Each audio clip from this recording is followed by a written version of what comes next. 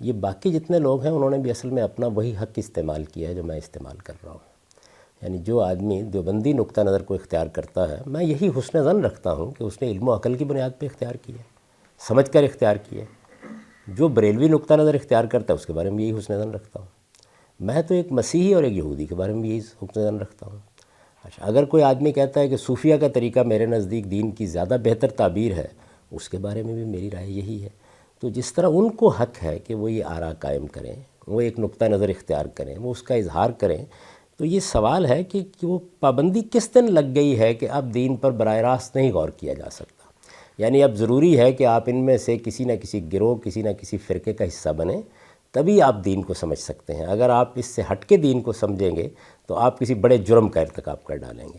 ان کو اگر حق تھا تو مجھے بھی حق ہے. نہیں، آپ فتنہ پھیلا رہے ہیں نا، آپ ایک اور نیا فرقہ بنا رہے ہیں. پہلے یعنی جتنے فرقے موجود ہیں ہماری امت مسلمہ میں، کتنے لوگ جو ہے وہ پریشان ہیں اس فرقہ بندی کی، آپ نے اس میں ایک اور اضافہ کیا ہے. تو یہ اضافہ کہتے یہ ہے کہ بھی فرقہ واریت ختم ہونی چاہیے اور نئے فرقے کو آپ کھڑا کر رہے ہیں. دیکھیے، پہلے یہ سمجھ لیجئے کہ فرقہ کیسے بنتا ہے.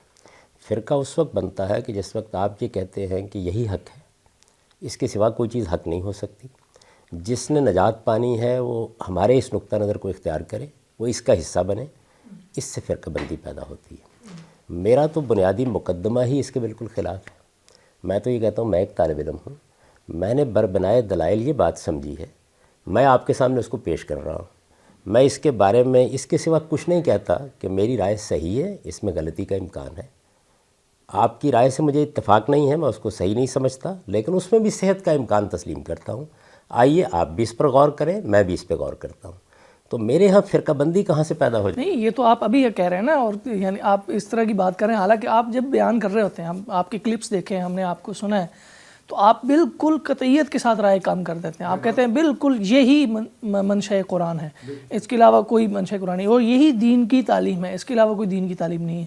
تو یہ رویہ آپ کے اس بیان کے برعکس ہے جو آپ کے. بات یہ ہے کہ یہ جو بات میں نے کہی ہے، میرا خیال یہ ہے کہ میں نے اس بات کو 20 مرتبہ دہرایا ہے، بار بار لوگوں کو متنبع کیا ہے، بلکہ یہاں تک کہا ہے کہ آپ میری بات سنیں اور اس کے بعد جا کے دوسرے اہل علم کی بات بھی سنیں، بلکہ ضرور سنیں ان کی بات.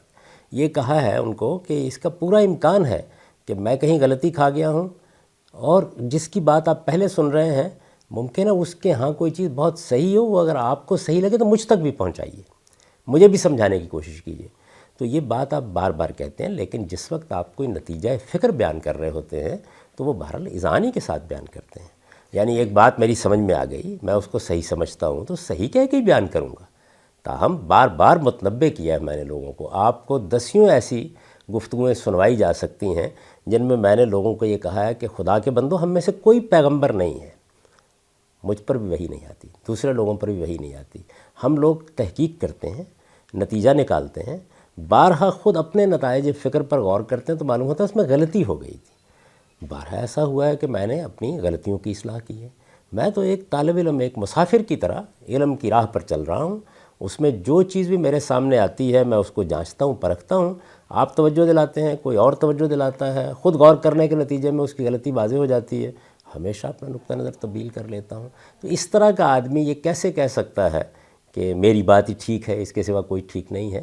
ہر موقع کے اوپر آپ اس کے ساتھ یہ نوٹ نہیں لگا رہے ہوتے، لیکن جتنی مرتبہ میں نے اس پر لوگوں کو متنبع کیا ہے شاید ہی کسی آدمی نے. اصول تو سر آپ یہی بیان کرتے ہیں کہ دوسروں کی رائے میں صحت کا امکان تسلیم کرنا چاہیے، اپنی رائے میں غلطی کا امکان تسلیم کرنا چاہیے، ہمیں انسانی سطح پہ کھڑے ہو کے بات کرنی چاہیے. لیکن جب آپ بات خود کر رہے ہوتے ہیں، اصول یہی بتا رہے ہوتے ہیں، لیکن جب دین بتا رہے ہوتے ہیں تو ایسا لگ رہا ہے جیسے انسانی لہجے میں خدا بول رہا ہے. آپ کا ہر حرف آخر بن رہا ہوتا ہے، آپ کا لہجہ آپ کی بات پہ الہامی تصدیق ثبت کر رہا ہوتا ہے. آپ اس پتہ نہیں کس تیقن پہ، آپ کے پاس ہے کیا، کس تیقن کی کوئی آخری حد ہے جہاں پہ کھڑے ہو کے آپ بات کرتے ہیں. اور آپ بات پتہ کس طرح کرتے ہیں، آپ کے فریز، آپ کا لہجہ، آپ کی ترکیب، آپ کا انداز یہ ہوتا ہے پورا قرآن پڑھ جائیے الف لام میم سے والناس تک. ایسی کوئی بات نہیں، سنت اس سے خالی ہے، حدیث اس سے خالی ہے. یہ لہجہ، یہ سویپنگ سٹیٹمنٹس، یہ تو پھر آپ انسانی سطح پہ کھڑے ہو کے نہیں دے سکتے. یہی بات یہ ہے کہ جو آدمی بھی کوئی بات کہتا ہے وہ اپنے علم اور مطالعے کی بنیاد پر کہہ دیتا ہے. اگر میں نے یہ کہا ہے کہ یہ بات قرآن میں نہیں ہے، یا یہ کہا ہے کہ یہ احادیث کے ذخیرے میں نہیں بیان ہوئی، تو کوئی دوسرا آدمی اس کی تردید کر دے گا. علم کی دنیا میں تو آپ کی بات ایسا نہیں ہو سکتا کہ چیلنج نہ ہو. اہل علم کو پورا حق ہے وہ لوگوں کو بتا دیں قرآن مجید میں یہ بات لکھی ہوئی ہے, یہ بات حدیث میں لکھی ہوئی ہے, یہ فلاں جگہ لکھی ہوئی ہے.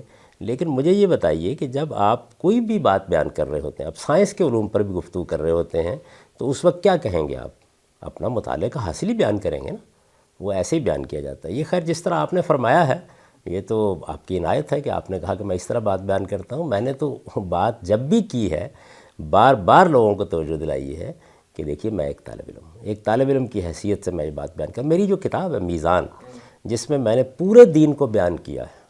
کئی مرتبہ یہ کہا ہے کہ علامہ اقبال میوزیم میں علامہ اقبال نے ایک کتاب کا خاکہ لکھا ہے جس کا عنوان انہوں نے تجویز کیا تھا اسلام ایز آئی انڈرسٹینڈ اٹ. تو بالکل ایسے ہی میں نے میزان میں اسلام ایز آئی انڈرسٹینڈ اٹ, اسلام کو بیان کر دیا ہے. اس کے آخر میں بھی یہ لکھا ہے, آپ اس کا خاتمہ پڑھیے کہ یہ ایک طالب علم کے نتائج فکر ہیں. ان کی غلطی پر میں خود بھی متنبہ ہوتا رہتا ہوں. کوئی صاحب علم متنبہ کرے گا تو شکریہ کے ساتھ اس کو قبول کر لو.